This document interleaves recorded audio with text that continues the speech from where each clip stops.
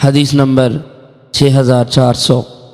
حضرت انس بن مالک رضی اللہ عنہ فرماتے ہیں، میں نے رسول اکرم صلی اللہ علیہ وسلم سے سنا، آپ نے فرمایا، جس شخص کو یہ بات پسند ہو کہ اس کے رزق کو کشادہ کیا جائے اور اس کی عمر دراز کی جائے، وہ صلح رحمی کرے۔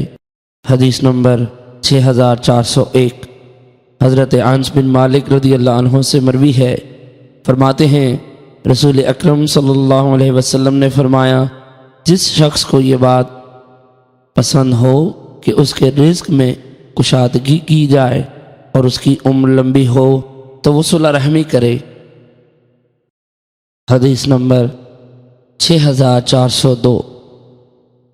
حضرت ابو ہریرہ رضی اللہ عنہ بیان کرتے ہیں کہ ایک شخص نے عرض کیا، یا رسول اللہ، میرے بعض رشتہ دار ایسے ہیں کہ میں ان سے تعلق جوڑتا ہوں لیکن وہ مجھ سے تعلق توڑتے ہیں، میں ان سے حسن سلوک کرتا ہوں، وہ میرے ساتھ برائی سے پیش آتے ہیں، میں ان سے بردباری کے ساتھ پیش آتا ہوں اور وہ مجھ سے جہالت کا سلوک کرتے ہیں۔